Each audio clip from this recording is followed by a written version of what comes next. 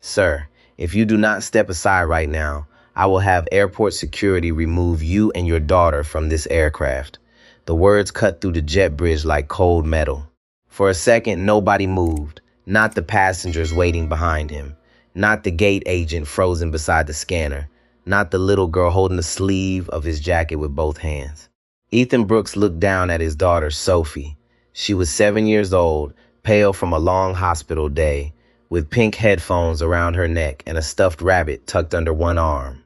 Her eyes were half open, heavy with exhaustion, but she heard enough. "Daddy," she whispered. Are we in trouble? Ethan crouched slowly in front of her. His knees touched the gray airport carpet. He fixed the collar of her sweater, the way he always did when the world became too loud around her. No, sweetheart, he says Softly, "We are not in trouble." Then he stood. His face was calm, too calm. That was what bothered Amanda Cole the most. Amanda was the lead flight attendant on Northern Pacific Flight 617 to Chicago. She had worked premium cabins for nearly 15 years. She knew wealthy travelers. She knew frequent flyers. She knew the kind of people who expected the world to bend when they entered an aircraft. And this man did not look like one of them. His dark jacket was plain.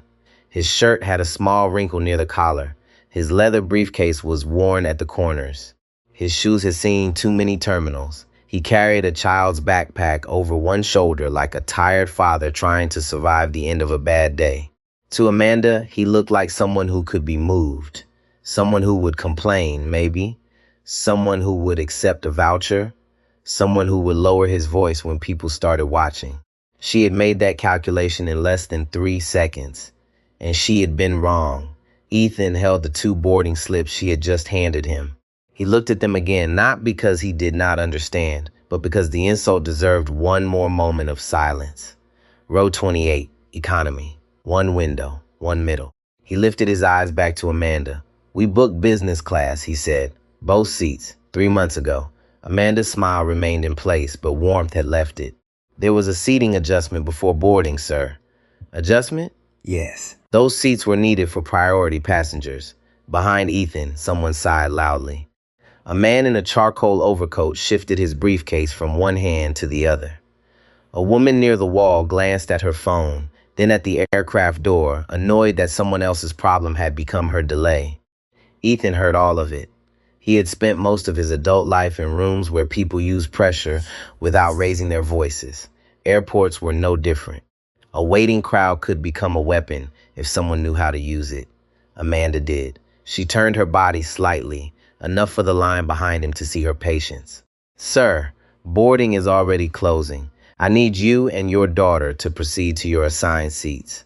My daughter has a medical accommodation note attached to this reservation."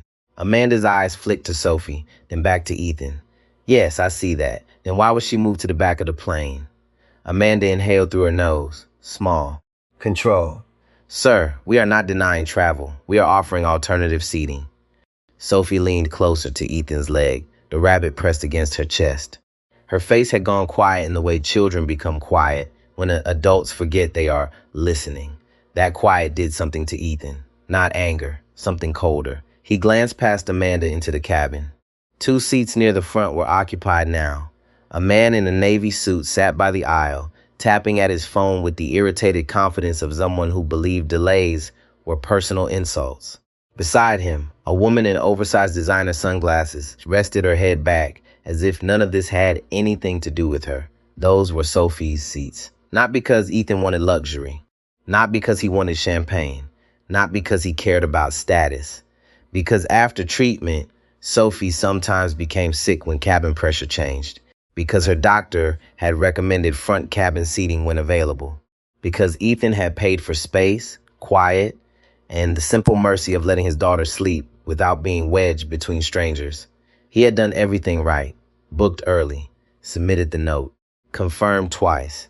Arrived before the door closed. And still someone had decided that his child's need mattered less than another passenger's status. Ethan turned back to Amanda. "I would like the reason for this reassignment in writing." Her expression changed. Not much, but enough. The smile tightened. Her chin lifted.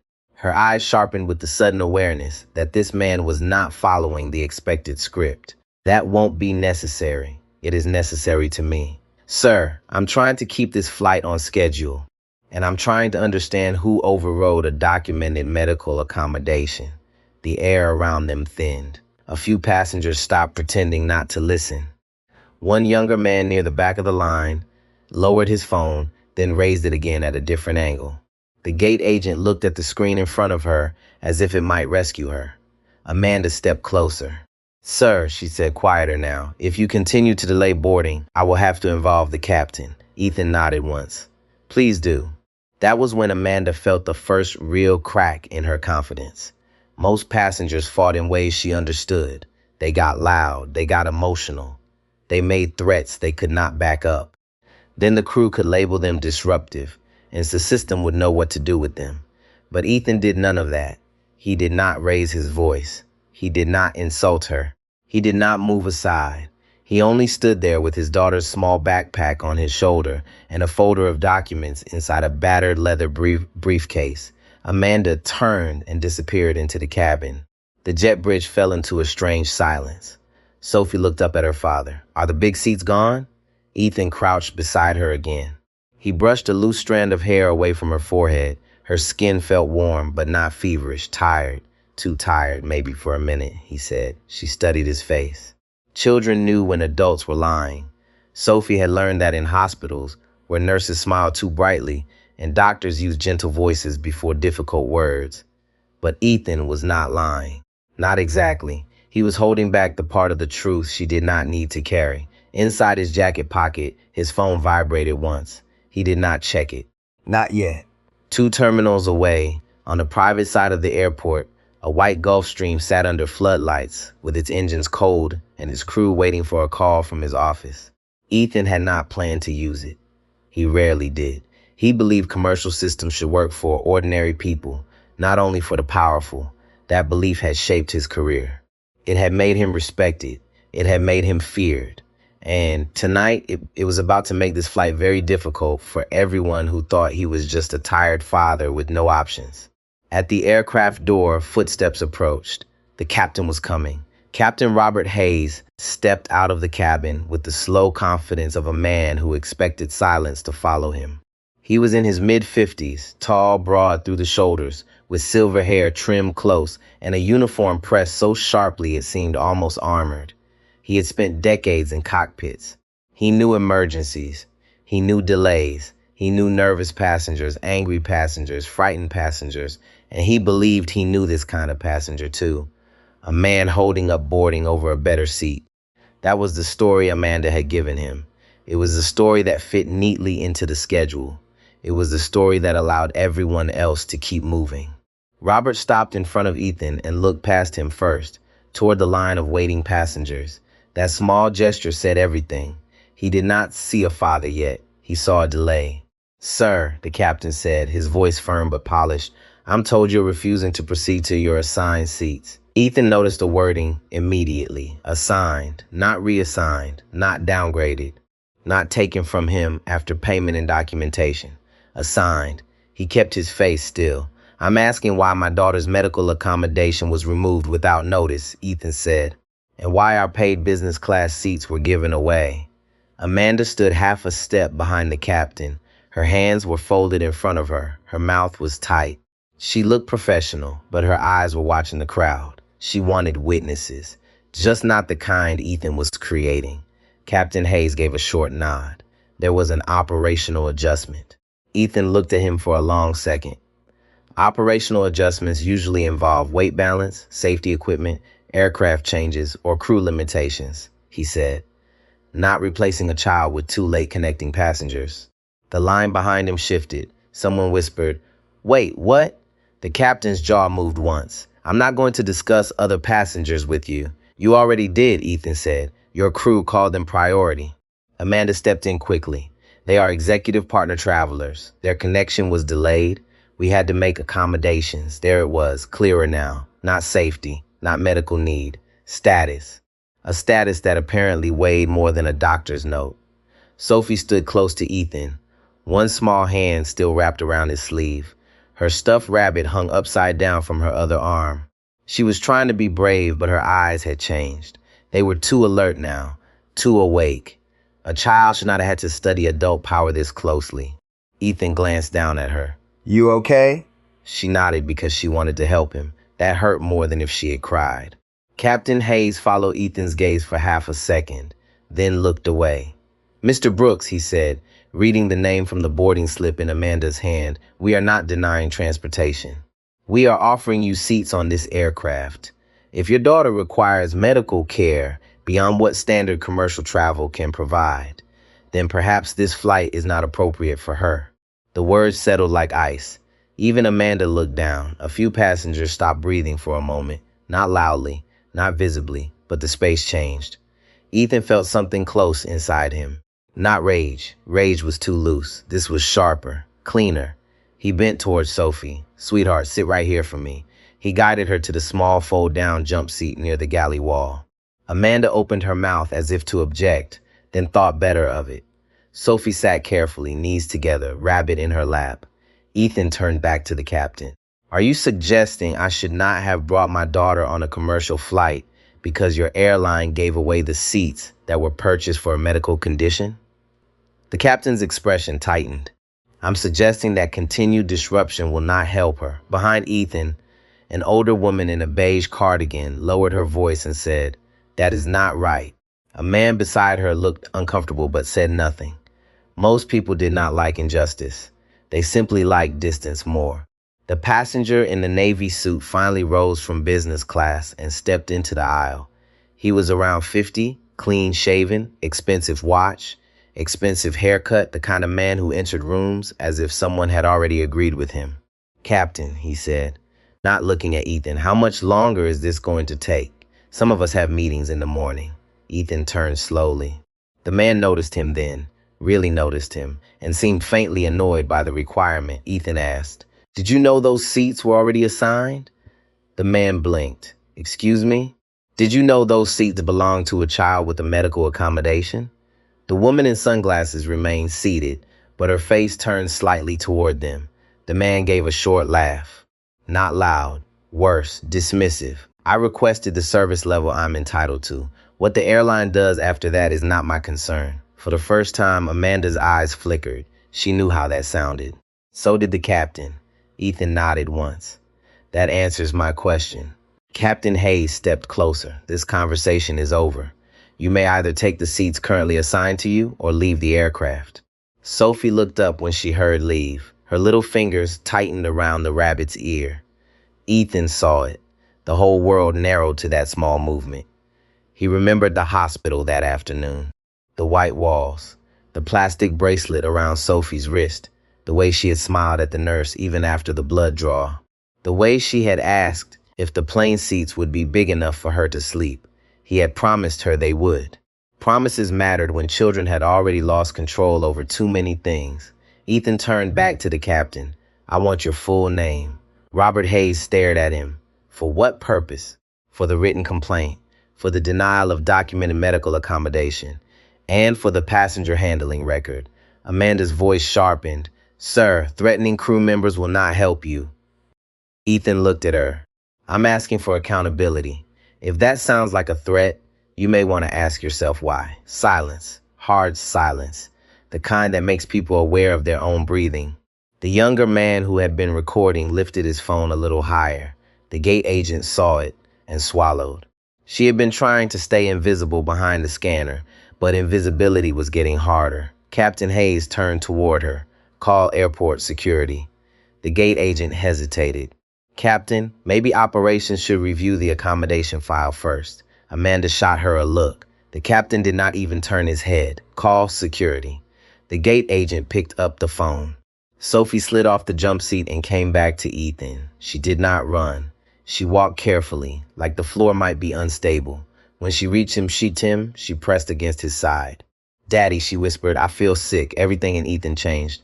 His face did not, but inside every line became clear. He crouched, one hand on her shoulder. Okay. Breathe slow. In through your nose. She tried. Her breath trembled. The older woman in the beige cardigan stepped out of line. She opened her purse and held out a sealed bottle of water. For her, she said. Ethan looked at her, and for a moment his controlled expression softened. Thank you. The woman nodded once. Her eyes were wet, but her voice was steady. I have grandchildren. That was all she said. But it mattered. One human being had stepped out of the crowd. And once one person did, the silence around everyone else became harder to excuse. Captain Hayes glanced toward the gate. Two airport security officers were approaching from the terminal, walking fast but not running.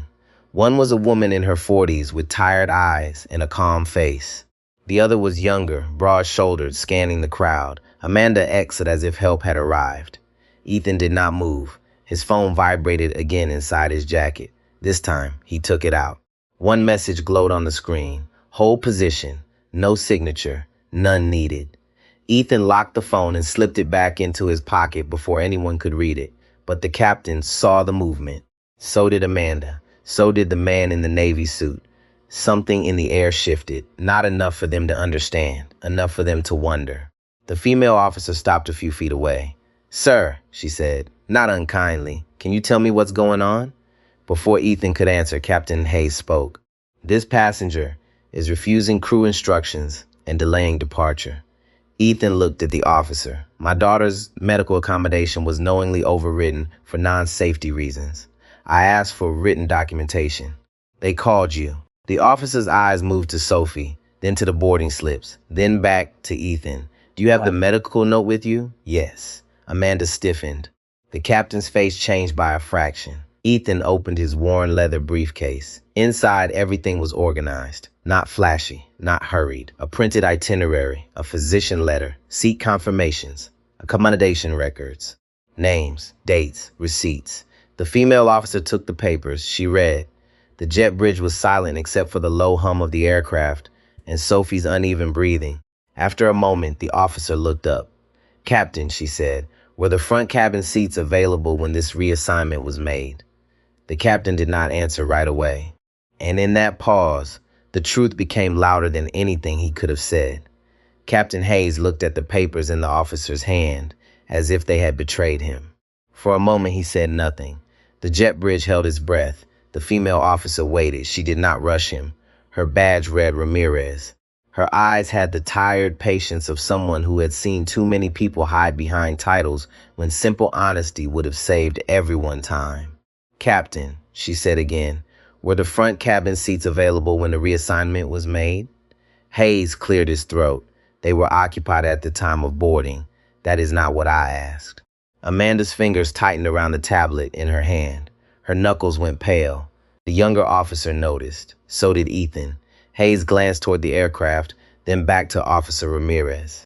The seats were reassigned to accommodate executive partner passengers whose connection had been delayed. Ramirez looked down at the medical note again, so the reassignment was not safety related. Hayes did not answer. He did not need to. The silence did it for him. Behind Ethan, the crowd shifted in a way crowds do when they understand they are watching the story change. A few minutes earlier, many of them had seen Ethan as the obstacle. A man slow in flight, a tired father making a scene over comfort. Now they saw the folder, the doctor's letter, the child drinking water with both hands, the captain's pause. That pause had weight. The older woman in the beige cardigan whispered, Lord have mercy. No one told her to be quiet. Amanda stepped forward, trying to regain control. Officer, we offered them alternate seats together. We were trying to keep the flight moving. Ethan looked at her. Together in row 28, one window, one middle, at the back of the aircraft. Amanda's mouth opened, then closed. The younger officer, whose badge read Coleman, looked towards Sophie. She was leaning against the wall now, eyes half closed, her stuffed rabbit pressed under her chin. The harsh overhead light made her look smaller than she was. Coleman's face softened. He had a niece about that age. He thought of her before he could stop himself. He imagined her standing there, sick and embarrassed, while adults debated whether her discomfort mattered less than a loyalty tier. He shifted his stance. Not much. Just enough to stop looking like security called to remove someone and start looking like a witness. Ramirez handed the documents back to Ethan. Mr. Brooks, for clarity, what are you asking for right now? Ethan slid the papers carefully into the folder. I'm asking to board with my daughter in the seats we purchased and documented for medical reasons. If the airline refuses, I want written confirmation of who made that decision, why it was made, and whether the medical accommodation was reviewed before it was overridden. Hayes let out a short breath. This is not how boarding works. Ethan turned to him. No, this is how records work. The words landed clean. Even the gate agent looked up. For the first time since the confrontation began, Amanda seemed unsure whether the script she had relied on still applied. Customer complaint, passenger disruption, crew authority. All of those phrases worked well when details stayed vague, but details were now on paper, and the paper changed everything. From inside the cabin, the man in the Navy suit appeared again near the front galley. His name, though Ethan did not yet know it, was Victor Langley. He was a senior partner at a consulting firm, used to hotels upgrading him without asking, restaurants finding tables when none existed, and airline staff treating his impatience like weather. He stepped closer, phone in one hand. "Captain, this is getting absurd," Victor said. "We are holding an entire flight because one passenger wants special treatment." Ethan turned slowly. "No," he said. "We are holding it because your convenience was placed above my daughter's medical need." Victor's face tightened. "I did not make that decision, but you accepted it." Victor glanced at the watching passengers. That was the problem now. People were listening. "I was offered a seat," he said, his voice lower. "That is between me and the airline. Then let the airline document it." Victor looked at Captain Hayes. For the first time, his confidence flickered. Not because he felt guilty. Guilt would have required deeper reflection. He was worried about being attached to the record. That was different. Amanda moved toward the gate agent. "Can we please get operations on the phone?" The gate agent, a young woman named Haley, already had the receiver in her hand. She had been listening to the entire exchange while pretending not to. She was new enough to still believe procedures existed for a reason, but experienced enough to know people often use them selectively. Her voice was careful when she spoke into the phone. "Gate C-17. We need a supervisor at the jet bridge." "Yes. Medical accommodation issue. Seat reassignment. Security is already here." Amanda shot her a look. Haley looked down at the screen. She did not apologize. That small refusal cost her something. Ethan saw it. So did Ramirez. Hayes took a step away and spoke quietly into his radio. His shoulders were stiff now. He was still in command of the aircraft, but thought grounds were becoming less obedient. Jurisdiction mattered in airports. So did documentation. So did cameras. And cameras were multiplying. The young man who had started recording was no longer hiding it. A woman near the boarding lane held her phone at chest height. Another passenger typed rapidly with both thumbs. The mood had changed from irritation to attention. That was dangerous for institutions. Attention made private decisions public. Sophie tugged Ethan's sleeve. "Daddy, can we sit down?" His expression changed instantly. All the steel left his face for her. "Yes, sweetheart." He guided her toward the gate seating just outside the jet bridge. Ramirez watched them move, then looked back at Hayes. "Captain, I don't think removal is appropriate until operations reviews this." Hayes stared at her. "This is my aircraft." Ramirez nodded, "And this is still the gate." The sentence was quiet, but it struck hard. Amanda looked away. Coleman lowered his eyes for a second, almost hiding a reaction. Victor retreated into the cabin, suddenly fascinated by his phone. Ethan helped Sophie into a chair near the window. She leaned against his arm, still holding the water bottle. The airport lights reflected in the glass behind her. Outside, ground vehicles moved like small white insects under the floodlights.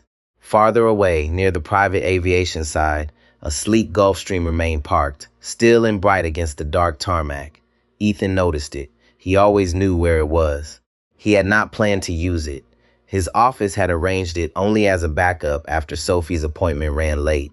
He had chosen the commercial flight because he believed systems should not only work for people with private alternatives, they should work for the tired father, the sick child, the elderly woman traveling alone, the person without a title. That belief was not abstract to him. It was his work, it was his burden, and tonight it was becoming evidence. Haley stepped out from behind the desk, followed by a woman in a dark blazer with a silver name badge. Lisa Grant, Gate Operations Supervisor. She was in her late 40s, composed, sharp-eyed, with the weary polish of someone who had spent years turning chaos into reports. She took in the scene quickly. The child, the father, the officers, the captain, the lead flight attendant, the passengers pretending not to film. Her face did not change, but her pace slowed. "Mr. Brooks?" she asked. Ethan stood. "Yes, I'm Lisa Grant, Gate Operations Supervisor. I understand there's been some confusion regarding your seating." Ethan held her gaze. Confusion is a generous word. Lisa absorbed that without reacting. I'm here to resolve it.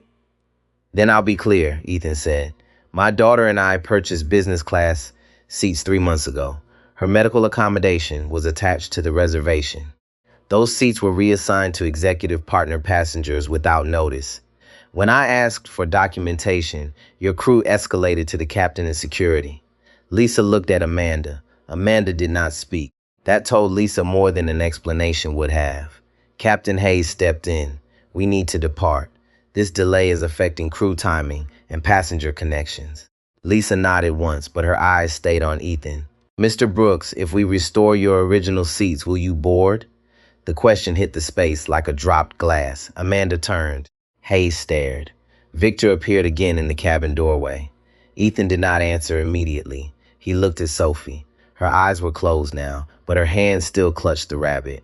Then he looked back at Lisa. Are the seats available? Lisa hesitated. That hesitation said yes. Ethan's voice lowered. Then the reassignment was a choice, not a necessity. No one corrected him. Because no one could. Lisa Grant did not answer right away, and that silence told everyone more than policy ever could. She looked through the aircraft door toward the first few rows of business class. Victor Langley stood in the aisle with one hand on the seat back, his phone pressed against his thigh. Claire Monroe remained seated near the window, her sunglasses now pushed up into her hair. Neither of them looked comfortable anymore. The cabin had gone still. A few minutes earlier, those seats had felt settled, claimed, protected by status and a quiet agreement nobody wanted to name. Now they looked borrowed. Lisa turned back to Ethan. "I need a moment to speak with the crew and operations." Ethan nodded. "Take the moment. But please do not call it confusion again." Lisa's mouth tightened, not in anger, but recognition. She had heard people speak sharply before. This was different. Ethan was not performing for the passengers. He was placing each word exactly where it belonged, like evidence on a table. Captain Hayes stepped closer to Lisa. "We cannot reopen seating after boarding is effectively complete," he said. Lisa kept her voice low. "We can if the reassignment violates accommodation handling." "It does not violate anything. We offer transport." Ethan heard it, but did not interrupt. He watched Lisa instead. She was doing the math now, not emotional math, operational math. Who signed what? What was in the reservation? Whether the accommodation note had been reviewed, whether security had been called before customer service finished the review, whether a child's medical note had been treated like a preference. Lisa knew this kind of situation could disappear if handled early, but it was no longer early. Ramirez stood near the edge of the gate seating, her notebook open. Coleman remained by the jet bridge entrance. His eyes moved between the captain and the passengers, recording from several angles. His face was neutral, but his body was no longer angled toward Ethan. It was angled toward the scene. That mattered. Ethan sat back down beside Sophie. She leaned against him, breathing more evenly now. The water had helped a little. The crackers from the older woman sat unopened in her lap. Her small fingers traced the edge of the packet. "Daddy," she whispered. "Yes. Are people mad because of me?" Ethan turned fully toward her. The noise around him fell away. "No," he said. "None of this is because of you. But if I could sit in a small seat, then they would not be mad." The sentence entered him quietly and hurt more than the captain's threat. That was how systems trained people. Not with one grand cruelty, but with small humiliations that made the vulnerable apologize for needing care. Ethan lowered his voice. "Sophie, listen to me. Needing help is not doing something wrong." She looked at him, tired and unsure. "People forget that sometimes," he said, "but we do not have to forget it with them." She nodded slowly. Across the aisle, the older woman in the beige cardigan turned her face toward the window and wiped her eye with one finger. She had not meant to listen, but she had heard enough to remember a time when her late husband needed a wheelchair at a gate and was treated like luggage in the way. She stood again, this time straighter. "Excuse me," she said. Lisa turned. The woman held her purse in both hands. "I was standing behind them when this started. The little girl was quiet. The father was quiet. He asked for an explanation. That is all." Amanda's face flushed.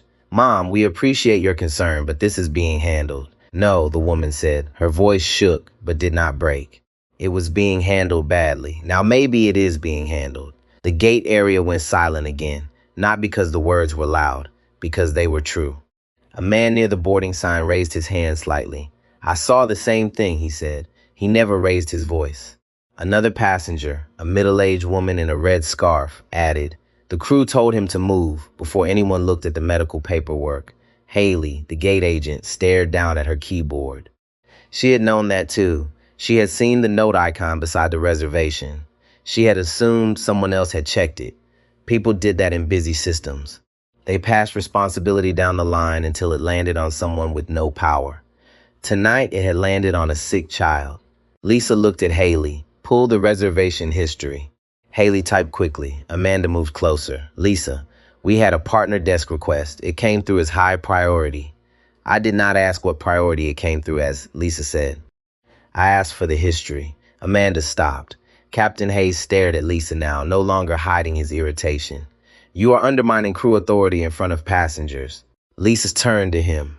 "I am protecting the record in front of witnesses." That sentence changed the temperature of the room. Ethan looked up. For the first time, he saw Lisa clearly. Not as a gate supervisor trying to make a problem go away, but as a woman who had just chosen the harder side of the procedure, the side that might cost her a reprimand, the side that might also be right. Haley's printer clicked, then Word. A sheet slid out, then another. The sound was small, almost ordinary, but everyone near the desk seemed to hear it like a verdict beginning. Haley read the screen, then looked at Lisa. There was a medical accommodation flag added 3 months ago. Front cabin recommended when available. Check-in agent acknowledged it earlier this evening. Lisa held out her hand. Haley gave her the printout. Lisa read. Her face changed by a fraction. Captain Hayes saw it. "What?" Lisa did not answer him immediately. She read the second page, then the third. "The original seats were released manually," she said. Amanda swallowed. Victor stepped out from the aircraft doorway. "Released manually meaning what?" Lisa glanced at him, meaning someone changed the assignment after check-in. Victor's lips pressed together. Claire looked away. Ethan stood. "Who changed it?" No one moved. Even the air seemed to stop.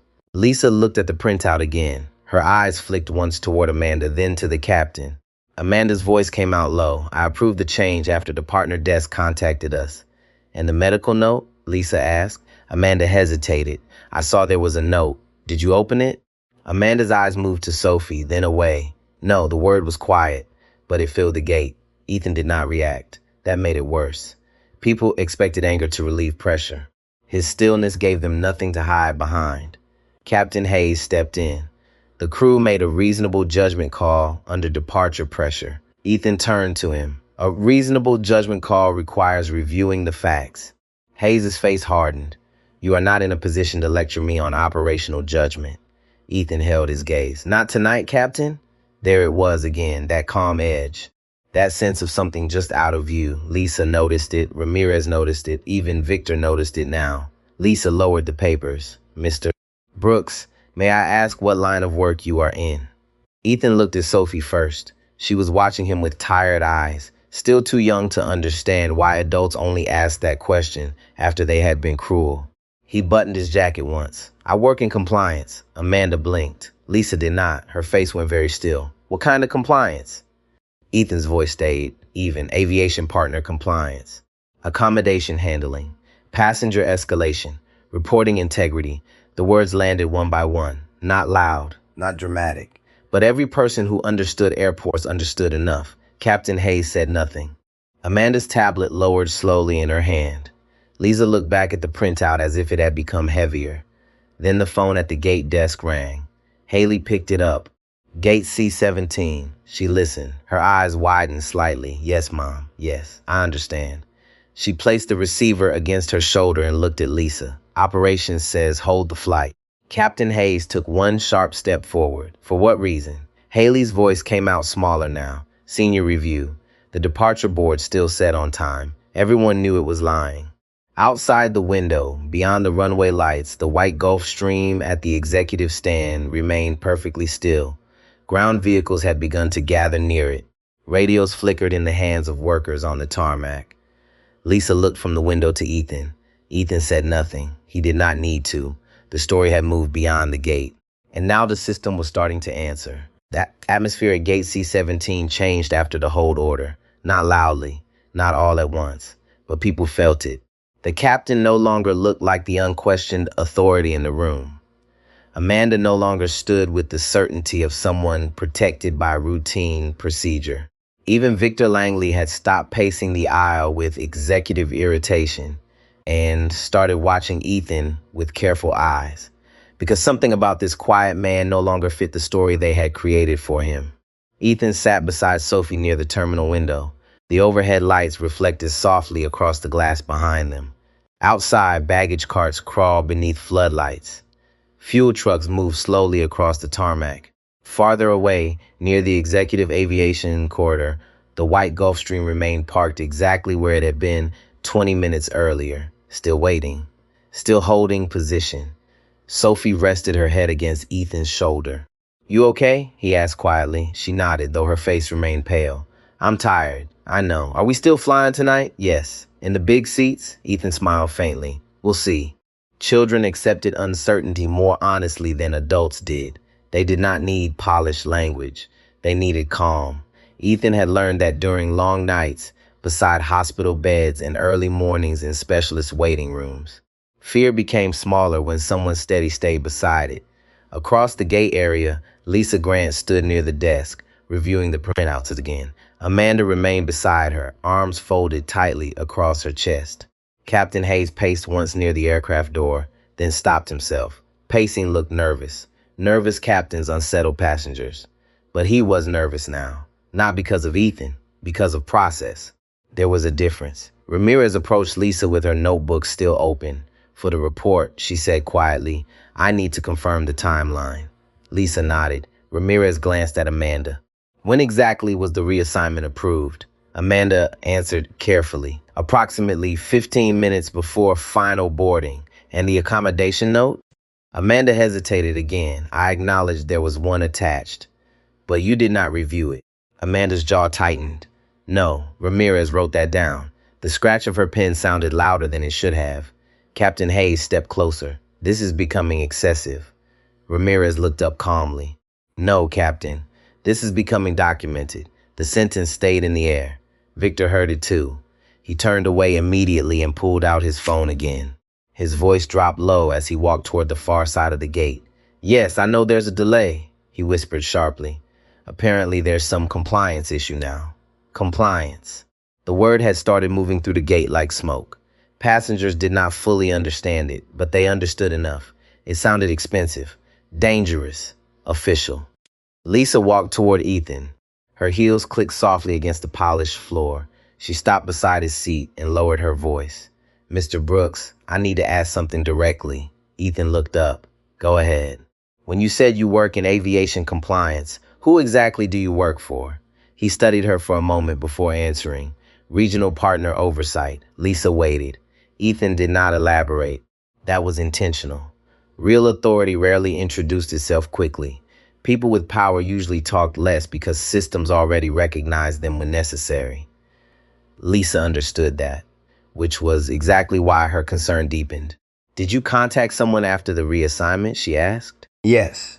"Who?" "My office." The answer was simple, too simple. Lisa glanced unconsciously toward the motionless Gulfstream outside, then back to Ethan. "Was the hold order connected to that call?" Ethan folded his hands calmly. The hold order was connected to an unresolved accommodation escalation involving a protected passenger. Lisa exhaled slowly. Not a threat. Not technically. Worse. Language like that came from someone deeply familiar with internal review procedures. Captain Hayes overheard enough to step forward again. "You filed a report before the flight even departed?" Ethan met his eyes. "I requested documentation multiple times before security was called. You escalated this deliberately." No, Ethan said quietly. Your crew escalated it when they ignored the documentation. Amanda looked away first.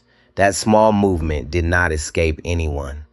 The older woman in the beige cardigan watched everything from 2 rows away. She noticed how Ethan never once raised his voice, never insulted anyone, never used the little girl as emotional leverage. He simply kept returning to the same point. The note existed. The crew ignored it. The record mattered. That consistency was beginning to affect people more than outrage would have. Haley's terminal beeped again. Another incoming message.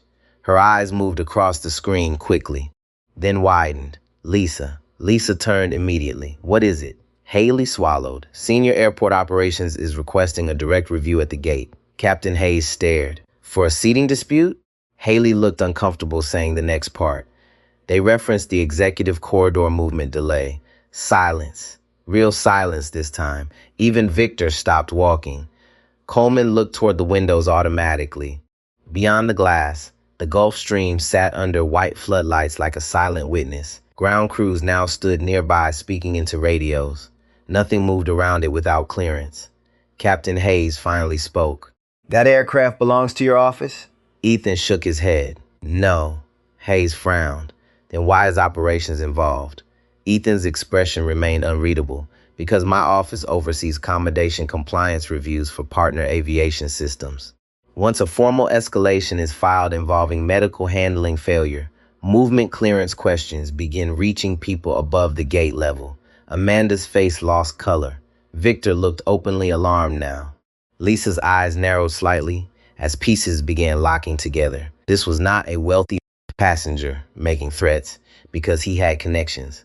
This was worse. This was someone who understood how systems protected themselves and how they exposed themselves. Ramirez closed her notebook halfway. For transparency, she said, witness statements are already attached to the preliminary incident file. Amanda turned sharply. Witness statements? The passengers recording the interaction voluntarily identified themselves. Amanda looked around the gate. Several people suddenly stopped, pretending they had not been filming. A younger woman near the charging station lifted her hand slightly. You treated him like he was lying before anyone checked the note. Another man added quietly. The little girl looked sick the whole time. Amanda opened her mouth, then stopped. Because there was no defense against memory when multiple people shared it. Sophie stirred beside Ethan, her eyes opened slowly. Daddy, I'm here. Why are they all looking at us? Ethan brushed her hair gently away from her forehead. Because people notice things late sometimes. She considered that. Like when teachers say sorry after yelling at the wrong kid. A few passengers heard her. Nobody smiled. Because children had a brutal way of simplifying adult failures. Ethan kissed the top of her head lightly. Something like that. Across the gate, Captain Hayes rubbed one hand across his jaw. He looked tired now. Older. The certainty that had carried him out of the aircraft earlier was eroding under layers of procedure and scrutiny. He had made one critical mistake. He assumed Ethan was only a passenger, not someone who understood that institutions rarely feared emotion. They feared records. Lisa's phone rang. She checked the screen immediately and straightened. Yes, sir. Her posture changed during the call. More formal, more careful. Yes, he's still here. Pause. Yes, Captain Hayes as well. Another pause. I understand. She ended the call slowly. Everyone watched her. Lisa looked directly at Ethan. Senior Operations Director Adrian Cole is on his way to the gate. Captain Hayes stiffened. Victor muttered under his breath. Amanda's grip tightened around the tablet until her fingers shook slightly, because everyone in aviation at that airport knew exactly who Adrian Cole was. He did not come to gates for customer complaints. He came for operational failures. Outside the window, the Gulf Stream's exterior lights suddenly illuminated brighter against the darkness. The aircraft still did not move, but now everyone understood something important. It was waiting, just like the system was waiting, and Ethan Brooks had known that from the beginning. Adrian Cole arrived without hurry, and somehow that made the gate feel smaller. He came from the far end of the terminal with 2 airport operations staff beside him. One carried a tablet. The other held a slim folder against her chest. Adrian was in his early 60s, silver-haired, clean-shaven, dressed in a dark suit that looked less expensive than precise. He did not walk like a man trying to impress anyone. He walked like a man who expected facts to be ready when he arrived. People noticed him before they knew who he was. The conversations around Gate C-17 faded into fragments. A phone lowered. A suitcase wheel stopped rolling. Victor Langley stepped back from the jet bridge entrance without meaning to. Captain Hayes straightened. Amanda Cole stood very still. Lisa Grant looked relieved and worried at the same time. Adrian stopped in front of the gate desk and looked first at the aircraft door, then at the whole message on Haley's screen. Then at Sophie sitting against Ethan's side, small and pale beneath the bright terminal lights. Only then did he look at Ethan. Mr. Brooks.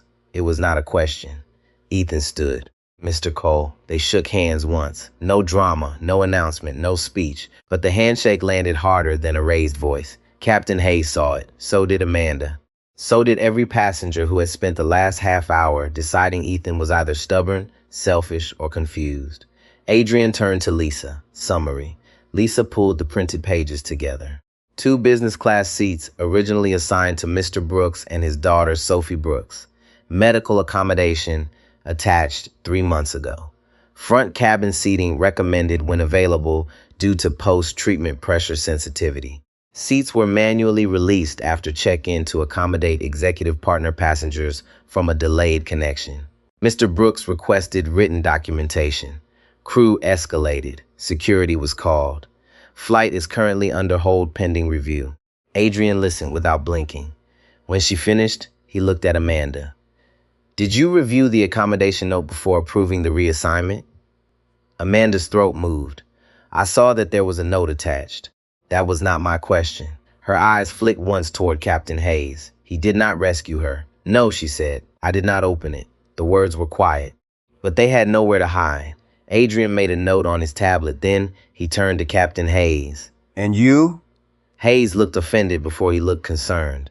I was brought in after the passenger refused to move. My priority was restoring boarding flow. Did you review the accommodation before threatening removal? The captain's jaw tightened. I relied on my lead flight attendant's assessment. Adrian nodded once. That is also not an answer. A faint murmur moved through the gate. Hayes heard it. His face colored. No, he said. I did not review it personally. Ethan looked down at Sophie. She was awake again, but quiet. Her eyes moved from face to face as if trying to understand why adults needed so many words to say what they had done. Adrian followed Ethan's gaze. His tone changed when he spoke again. Not softer exactly, more human. Miss Brooks, are you feeling all right? Sophie looked at her father first. Ethan nodded. She answered in a small voice. My stomach hurts a little. Amanda looked at the floor. Victor shifted near the aircraft door. Claire Monroe removed her sunglasses completely now. Her face had the uncomfortable blankness of someone realizing that silence had made her part of the scene. Adrian turned back to Lisa. Were the original seats occupied at the time of the reassignment? Lisa looked at the printout. They had not boarded yet. Adrian looked at Amanda, so the seats were available. Amanda whispered, yes, and the reassignment was not safety related. No. Not aircraft related. No. Not crew related. No. Status related. Amanda closed her eyes briefly. Yes. Adrian lowered the tablet. No one spoke. There it was. The whole thing, stripped of soft language. Not operational. Not unavoidable. Not a misunderstanding. A choice. Captain Hayes stepped forward. Mr. Cole, with respect, premium partner handling is a legitimate operational concern. We balance multiple priorities every departure. Adrian looked at him. Not against a documented medical accommodation you have not read. Hayes stopped. The sentence did not need volume. It had authority because it was exact. Victor Langley cleared his throat from the cabin doorway. I think there's been a serious overreaction here. Adrian turned slowly. Victor adjusted his jacket, suddenly aware that everyone was watching him now. I was offered a seat by the airline. I did not ask anyone to mistreat a child. Ethan looked at him. You asked for something that belonged to someone else. Victor's face tightened. I asked for a service level tied to my corporate agreement. And when you learned what it cost, Ethan said, you still sat down. The gate went silent again. Victor had no clean answer. People like him usually lived in the space between policy and pressure. They rarely had to see the person moved out of the way. Tonight he had seen her. A little girl with a stuffed rabbit and tired eyes. Adrian stepped between them without raising a hand. Mr. Langley, you and Ms. Monroe will return to your ticketed cabin or be reaccommodated on a later flight. Victor stared. You cannot be serious. I am. We have a board meeting in Chicago. And this child had a medical accommodation. Victor looked toward Captain Hayes as if authority might still favor him. Hayes did not speak. That silence gave the answer. Claire stood first. She gathered her handbag with shaking fingers. She did not look at Ethan or Sophie. Victor, she said quietly, let it go. Victor turned toward her, angry. But then he saw the phones, the officers, the operations director, the notes, the record. He picked up his coat from the business class seat and stepped back into the aisle. This is ridiculous, he muttered. Adrian heard him. No, sir, he said. This is documented. The word cut clean. Documented. The language of consequences. Amanda moved toward the aircraft, but Adrian stopped her with one look. Not yet. She froze. He turned to Lisa. Restore the original seats. Print updated boarding validation. Attach the medical accommodation note to the incident record. Preserve the seat reassignment history. Also preserve all gate communications from the partner desk. Lisa nodded. Yes, sir. Haley began typing immediately.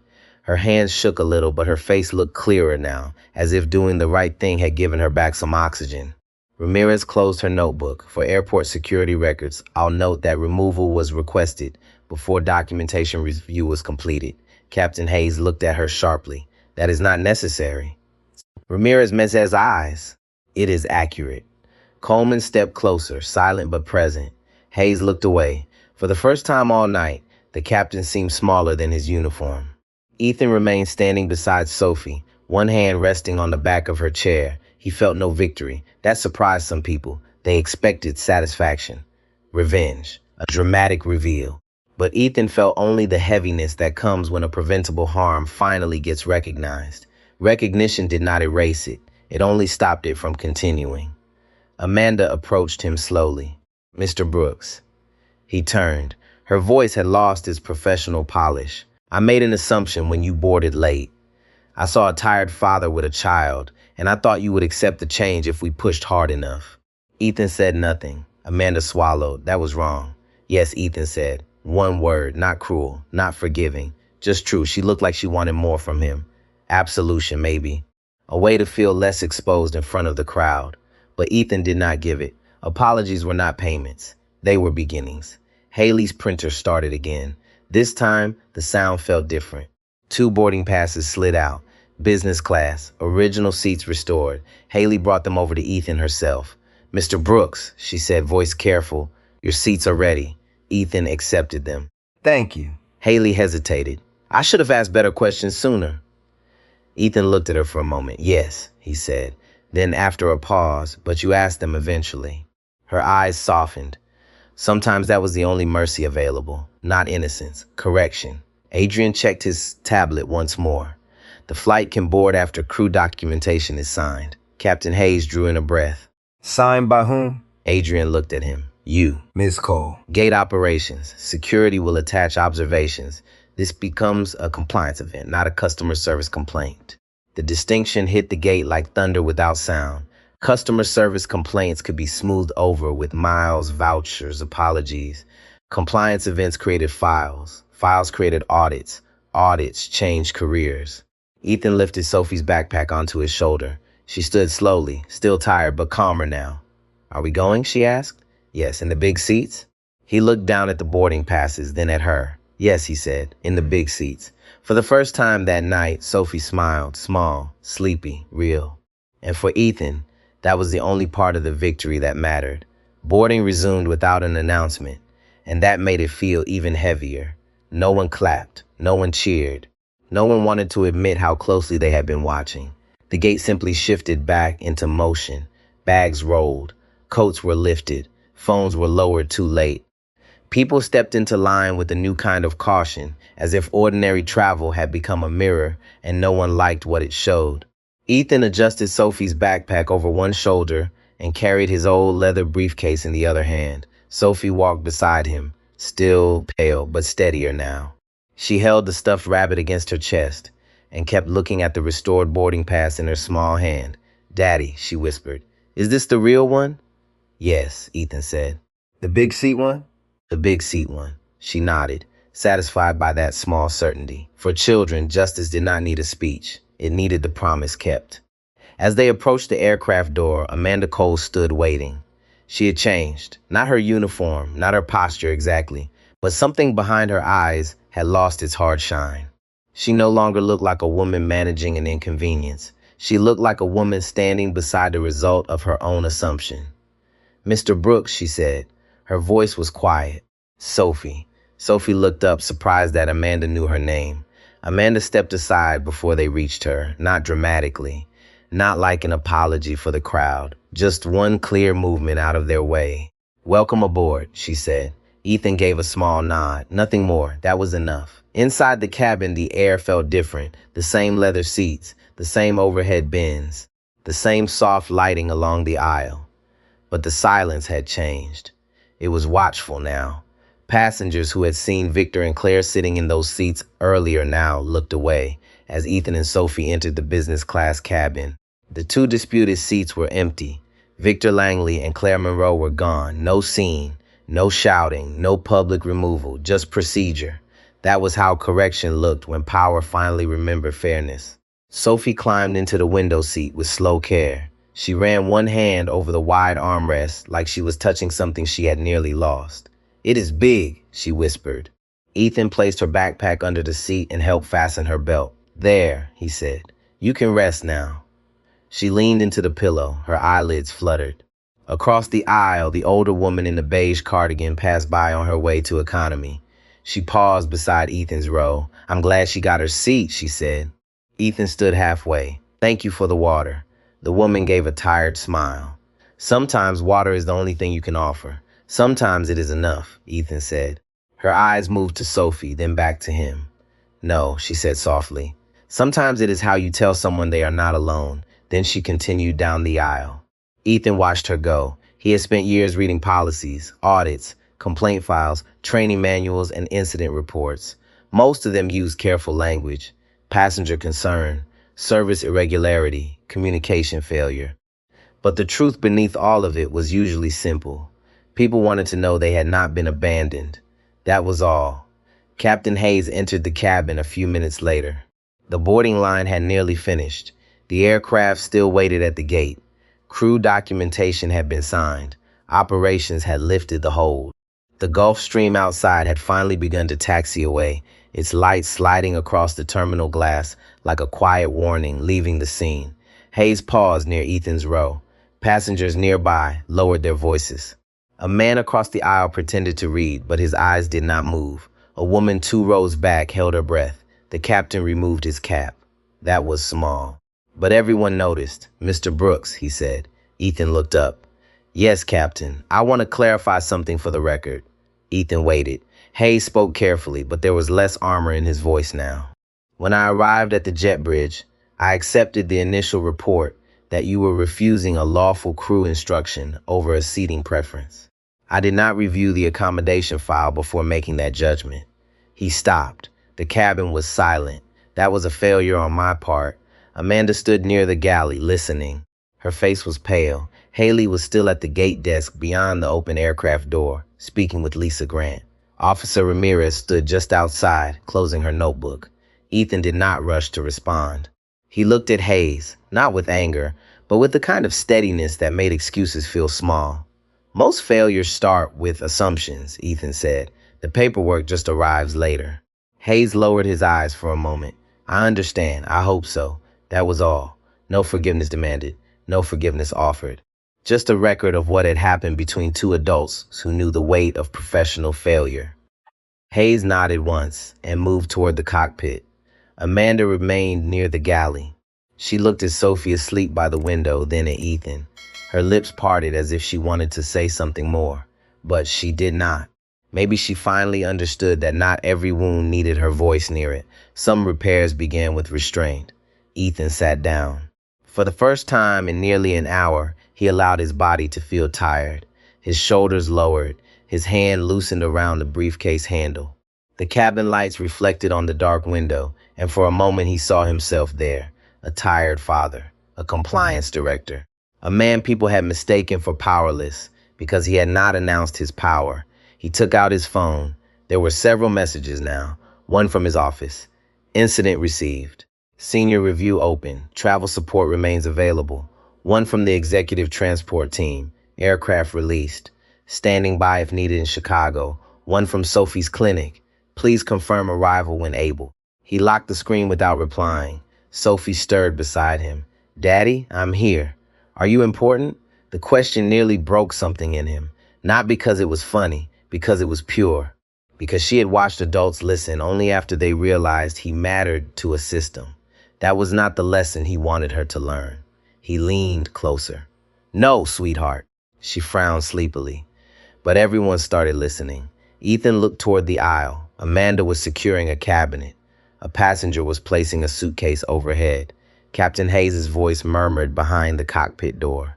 Ordinary sounds returning after an extraordinary failure. They listened because the question was right, he said, not because I was important. What question? He brushed a curl from her forehead. Why did nobody check what mattered before making someone move? Sophie blinked slowly. That is a good question. It is. She thought about it with the seriousness only a tired child can carry. Will they check next time? Ethan looked toward the front of the cabin. I think some of them will. That was the hopeful part, not that everyone would change. People rarely changed all at once. Institutions changed even slower. But sometimes one documented moment placed a stone in the road. The next person could stand on it. Then the next. Then the next. That was how dignity moved through systems. Not always by revolution. Sometimes by a father refusing to step aside until someone read the note. The aircraft door closed with a soft, heavy thud. The sound moved through the cabin like a period at the end of a long sentence. Outside, the jet bridge pulled away. Ground crew raised orange wands beneath the floodlights. The aircraft pushed back slowly, turning its nose toward the runway. Inside, Sophie finally slept. Her rabbit rested against the window. Her breathing softened. Her face relaxed in the wide seat she had been promised. Ethan watched her for a moment longer. Then he looked out at the dark airport where thousands of strangers moved through systems that would never know their full stories. He hoped quietly that someone at Gate C-17 would remember tonight the next time a tired parent asked for help, not because that parent might be powerful, because they might simply be human. The wheels left the runway, and for a few seconds the whole cabin trembled as if the aircraft itself was shaking off what had happened at the gate. Ethan kept one hand near Sophie's armrest until the climb steadied, not touching her, just close enough. A habit from hospital rooms. A quiet promise that if she reached out, he would already be there. Outside the window, the airport fell away in bands of light. Roads curved like glowing threads. Hangars shrank into dark blocks. The terminal became a line of glass behind them, and Gate C-17 disappeared into the distance, carrying its reports, its witness, and the people who would spend the night explaining why no one had read a note. Sophie slept through takeoff. Her small mouth parted slightly. Her rabbit was tucked beneath her chin. The wide business class seat held her gently, exactly as it was supposed to. Not a luxury now. A simple accommodation. A seat doing what people had failed to do. Ethan watched her until the seatbelt sign chimed off. That sound usually brought movement. Passengers reached for bags. Laptops opened. Flight attendants began service. But this time the cabin stayed quiet a little longer. The silence was not peaceful. It was careful. Amanda Cole emerged from the galley with a tray of water bottles and napkins. Her steps were measured, not stiff, not relaxed. She was performing professionalisms again, but now it had a different weight. Before, her uniform had given her authority. Now it reminded her of responsibility. She stopped at Ethan's row. Mr. Brooks, she said softly, would Sophie like water or ginger ale when she wakes? Ethan looked up. Water is fine. Amanda placed a sealed bottle on the side console. Then she added a second one, along with a sleeve of plain crackers. I checked the onboard medical kit list, she said. We have basic nausea bags and electrolyte packets, if needed. I should have checked earlier. That last sentence was not polished. It was not corporate language. It came out low, almost rough. Ethan studied her for a moment. Thank you for checking now. Amanda nodded. Her eyes flicked towards Sophie, then away. I have worked flights for a long time, she said. Sometimes that makes you faster. Sometimes it just makes you careless. Ethan did not answer. She continued, because once truth started, it often needed somewhere to go. I saw late boarding, a tired parent, a child, no visible status, and I made a shortcut in my head. Ethan's voice stayed calm. Shortcuts are dangerous when they decide who gets care. Amanda absorbed that. Her throat moved. Yes, she said, they are. A passenger in the row behind them shifted quietly. He had been listening. Everyone near them had been listening. The cabin had become a place where people pretended to read while waiting for accountability to become visible. Amanda turned to continue service, then stopped. I know an apology does not fix it. No, Ethan said, it does not. The words were not cruel. They were clean. Amanda nodded again, accepting the boundary. That was the first respectful thing she had done all evening. She moved on. Across the aisle, the man who had been seated near the front before boarding resumed leaned toward Ethan. He was in his late 60s, with a soft Southern accent and a hearing aid visible behind one ear. Sir, he said quietly, I was one of the people who got irritated when the line stopped. Ethan turned toward him. The man looked embarrassed, but he did not look away. I thought you were making trouble. I was wrong. Ethan held his gaze. Most people only saw the delay. Yes, the man said. I did. That's the part I'm ashamed of. That was unexpected, not the apology. People apologized easily when the room had already turned. But shame, spoken plainly, required a different kind of courage. The man glanced towards Sophie. My wife used to travel with oxygen after her lung surgery. People would sigh when boarding took longer. I hated them for it. Then tonight, I became one of them for a minute. His lips pressed together. I'm sorry. Ethan's expression softened a little. Thank you for saying that. The man sat back, eyes wet, and looked out the window. There were no dramatic conversions in real life. No instant saints. Just small recognitions. A person caught seeing himself. A person choosing not to look away. That mattered. Near the galley, Amanda handed drinks to passengers with unusual care. She bent closer when speaking to an older traveler. She checked labels twice. She asked instead of assumed. It did not erase what happened, but correction, when real, often looked plain, boring, repetitive, the quiet labor of doing better after doing harm. In the cockpit, Captain Hayes stared at the flight plan longer than necessary. The first officer, Mark Ellis, had said very little since pushback. He was younger, in his late 30s, with steady hands and a cautious manner. He respected Hayes. Most pilots did, but respect did not erase discomfort. After they reached cruising altitude, Mark finally spoke. Want me to handle the next radio check? Hayes nodded. Go ahead. Mark made the call. His voice was professional, smooth, routine. When he finished, the cockpit returned to the soft hum of instruments and filtered air. Hayes leaned back. I should have reviewed the file, he said. Mark did not turn. Yes, sir. Hayes almost smiled at the honesty. Almost. I thought I was protecting the operation. Mark kept his eyes forward. Sometimes the operation is the person in front of us. That sentence stayed between them. Hayes looked out through the windshield into the dark sky. There was nothing ahead but stars, distance, and the thin white blink of another aircraft far above them. He had spent his career making decisions quickly. Weather, fuel, timing, safety. He had trusted his instincts because those instincts had saved lives before. But tonight, instinct had not been safety. It had been assumption wearing the uniform of authority. That was harder to admit. Back in the cabin, Sophie woke as the cart rolled softly past. She blinked at the dim lights, then looked around as if confirming the world had become safe again. Daddy, I'm here. Are we in the sky? Yes. She looked out the window. Below them, clouds glowed faintly beneath the moon. It looked soft. It does. Is my stomach going to be okay? Ethan opened the crackers and handed her one. We'll take it slow. She took a small bite, then leaned back. After a moment, she whispered, that lady was nicer now. Ethan followed her gaze toward Amanda. Yes, was she bad? The question was simple. The answer was not. Ethan turned towards Sophie. He spoke quietly, careful with every word. She made a bad choice, a hurtful one. Sophie frowned. But people can stop? Yes, he said, if they are willing to see what they did. She thought about that, like saying sorry and then doing different. Ethan smiled faintly. Exactly like that. Sophie nodded, satisfied. Then she took another tiny bite of cracker. Children could hold justice and mercy in the same small hand. Adults spent lifetimes complicating both. Ethan's phone buzzed again. He checked it this time. A message from Adrian Cole. Formal review initiated. Preliminary records preserved. Thank you for your restraint. Ethan looked at the words for a moment. Restraint. People praise restraint after the fact. But they rarely understood what it cost in the moment. The swallowed anger, the measured breath, the refusal to give someone the outburst they were waiting to use against you.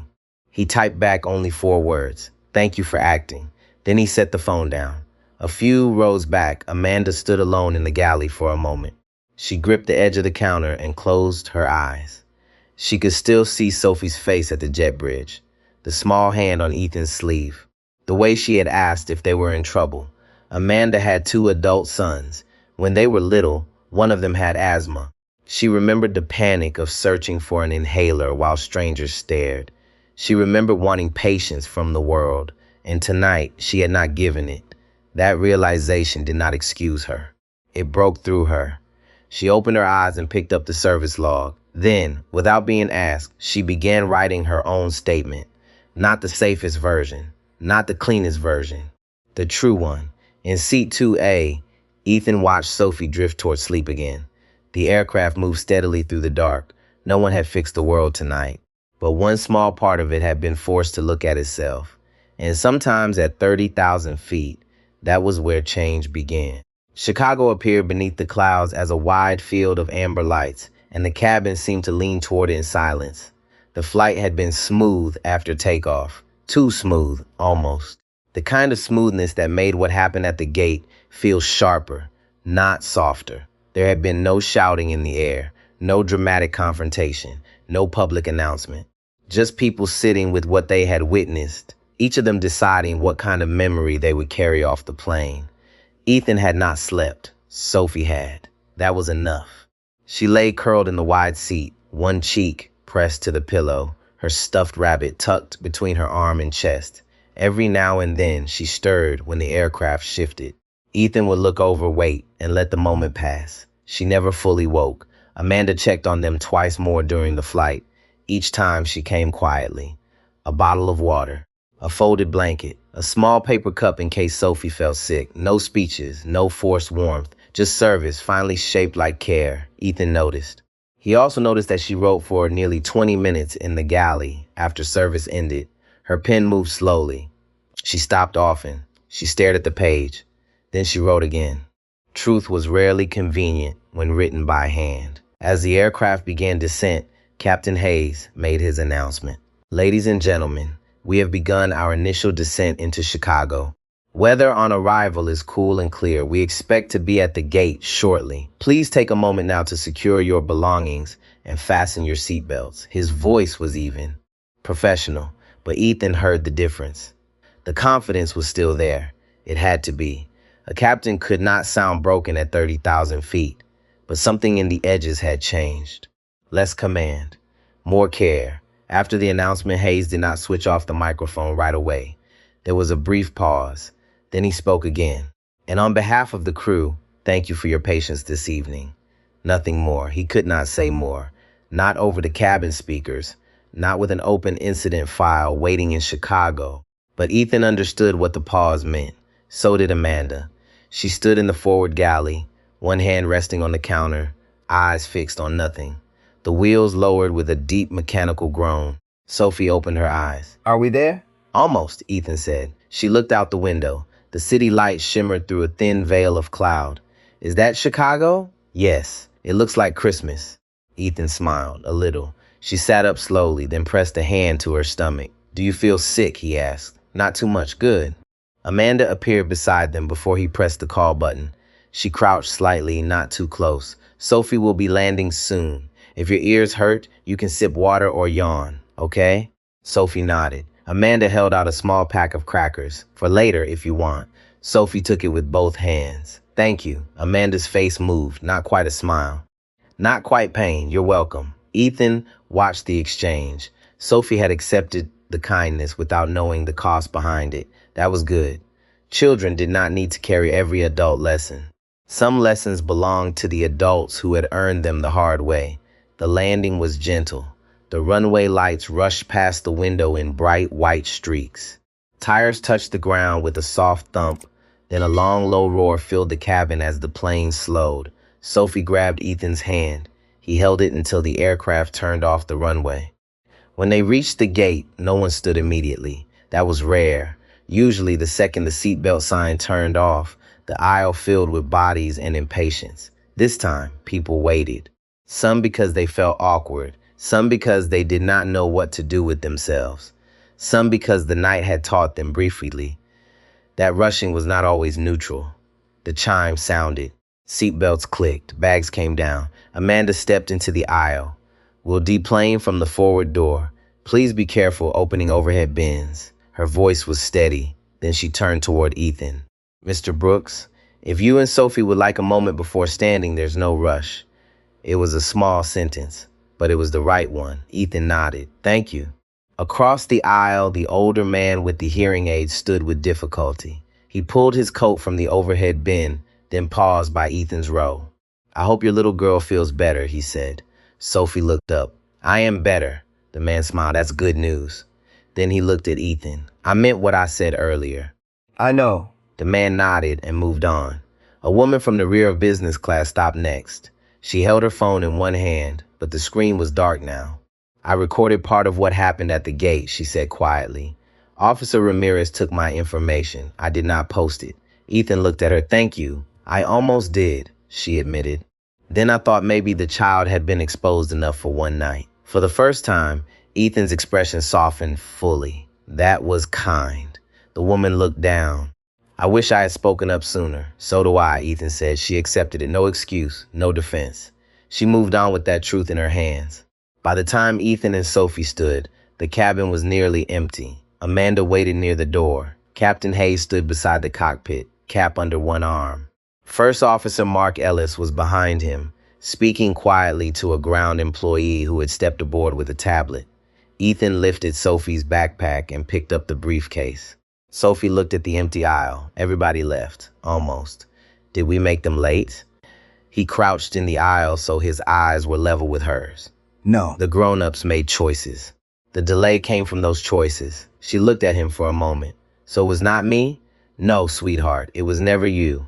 She breathed out as if she had been holding that question all the way from the gate. That was the wound Ethan cared about most. Not the seat, not the captain, not the report. That small belief inside a child that her need had caused trouble.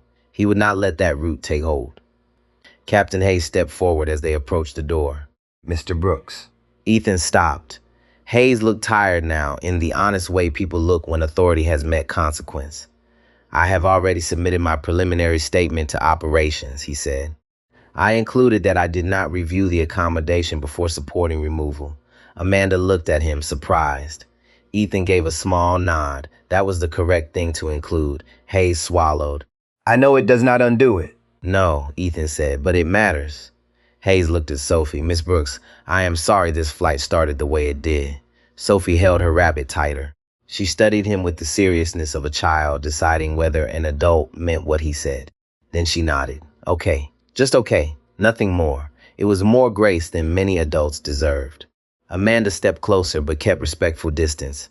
"I also submitted a statement," she said. "The full version." Ethan held her gaze. "Good." Her eyes glistened, but she did not cry. Maybe she had learned something about not making this moment hers. "Your connection to ground support is waiting," she said. "Operations arranged a cart for Sophie if she needs it." Ethan looked down at Sophie. "Do you want a cart?" Sophie shook her head. "I can walk if you go slow." Ethan smiled. "I can go slow." They stepped off the aircraft into the jet bridge. The air was cooler there. The metal floor gave a faint, hollow sound under their shoes. Ahead, through the open doorway into the terminal, two people waited. One was Adrian Cole. The other was a woman in a navy coat holding a badge wallet. Ethan recognized the type before he read the name. Federal Access. Not law enforcement exactly. Oversight. Adrian approached first. "Mr. Brooks, Sophie." Sophie gave a tiny wave. Adrian's expression softened. Long night? She nodded. "Yes." He looked at Ethan. "Your car is ready. Your office has been updated. Also, the airline's corporate compliance director wants to speak with you first thing in the morning. Ethan exhaled through his nose. I expected that. The woman in the navy coat stepped forward. Ethan Brooks? Yes. Karen Whitaker, Department of Transportation Liaison. I was asked to receive the preliminary medical accommodation report. No formal interview tonight unless you request one. Given your daughter's condition, we can handle the rest after you've had time to rest. Ethan appreciated that more than she knew. Thank you. Karen looked past him into the aircraft, then back. I've read enough early summaries to say this should not have happened. No, Ethan said. It should not have. Sophie tugged his sleeve. Daddy, can we go now? All three adults looked down at her. And in that moment, the whole machinery of compliance, oversight, authority, and accountability became very small beside one tired child asking to leave an airport. Ethan took her hand. Yes, he said. We can go now. They walked into the terminal slowly, not because Ethan wanted people to see him, because Sophie had asked him to go slow. Behind them, the aircraft crew remained under bright white lights, signing reports that would follow them long after the passengers forgot the flight number. Ahead of them, Chicago opened wide and cold beyond the glass doors, and beside Ethan, Sophie walked with her rabbit under one arm, no longer asking if she was the problem. By the time Ethan and Sophie reached the arrivals level, the airport had settled into that late-night rhythm only travelers know. The crowds were thinner. The lights felt colder. The announcements echoed farther through the terminal. A cleaning machine hummed across the polished floor in slow circles. Somewhere near baggage claim, a child cried from exhaustion, and a father whispered, almost desperately, that they were almost home. Ethan heard it and understood. Sophie walked beside him with one hand in his, and the stuffed rabbit tucked beneath her other arm. Her steps were small, slower than usual. Every few yards, Ethan shortened his stride without making her ask. That was how care worked when it was real. It adjusted without announcing itself. Adrian Cole walked on Ethan's other side. Karen Whitaker followed a few steps behind, speaking quietly into her phone. At the curb, a black SUV waited with its hazard lights blinking.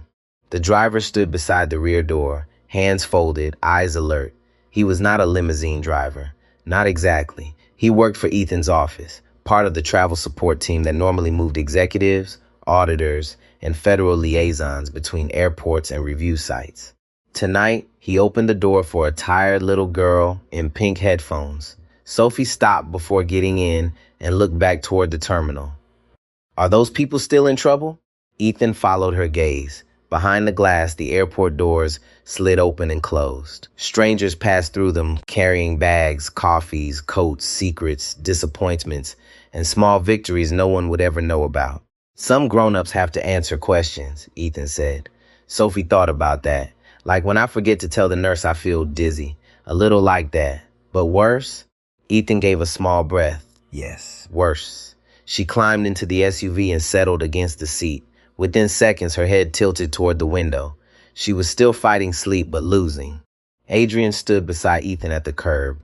Cold air moved between them. A plane roared somewhere in the darkness, climbing out over Chicago.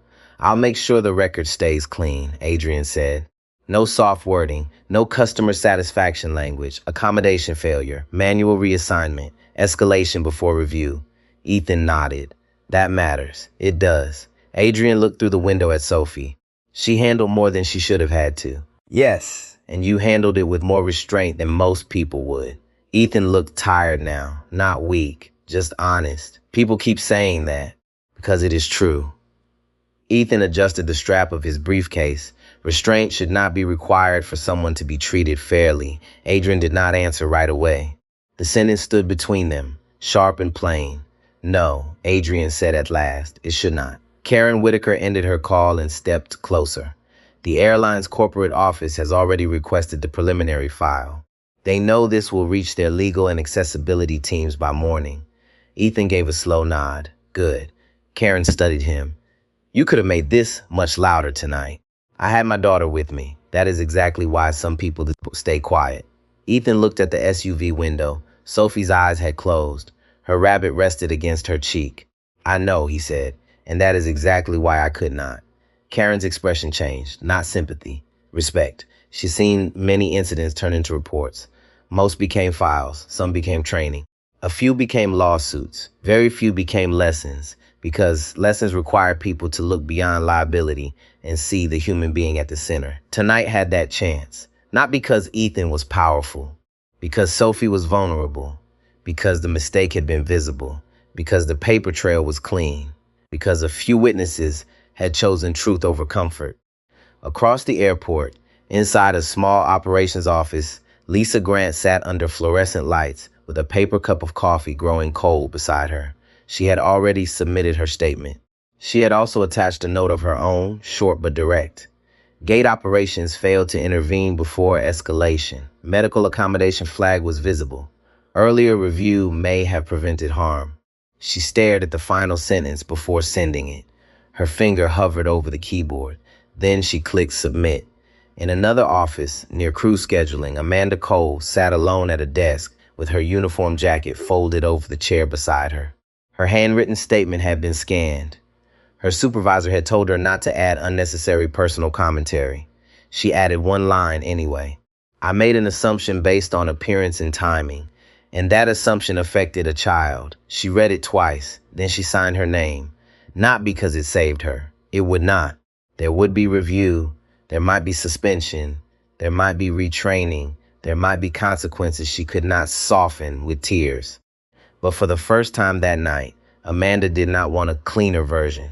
She wanted the true one. Captain Hayes stood outside the crew room with his phone in his hand. His preliminary statement had already been sent. He had written the line 3 times before leaving it in.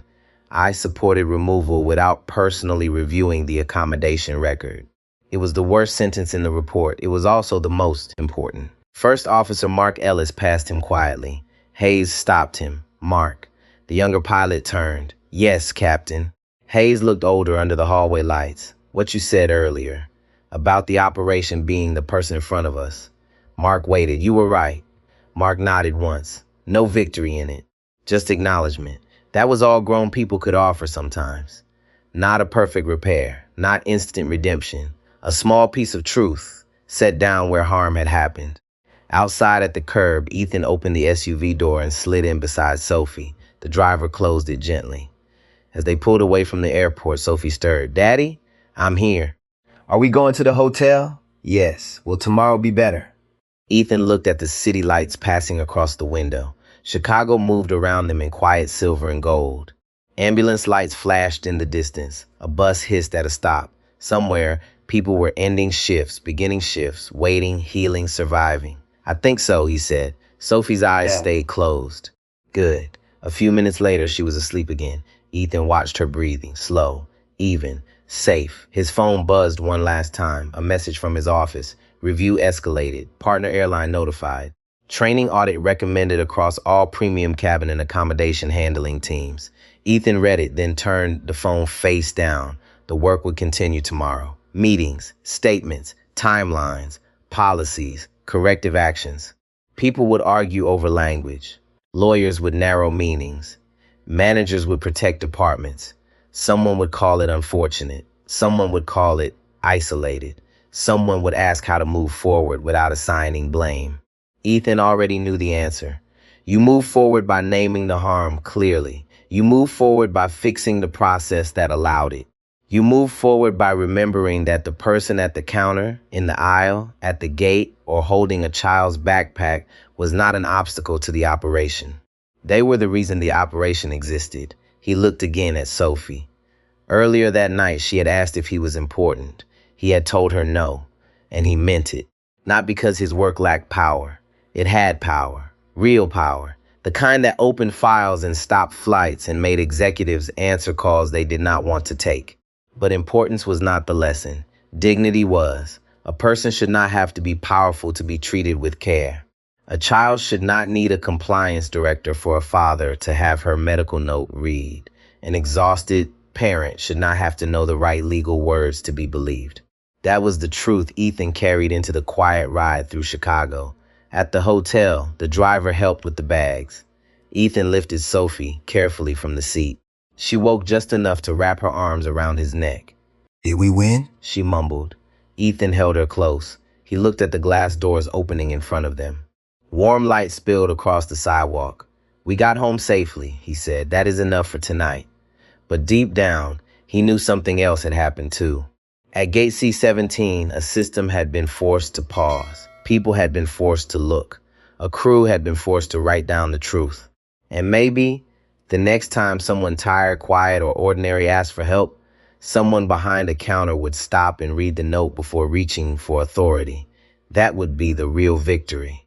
If this story reminded you that respect should never depend on status, take a moment to like this video, subscribe for more stories about dignity and justice, and comment these 3 words so others remember them too. People matter first.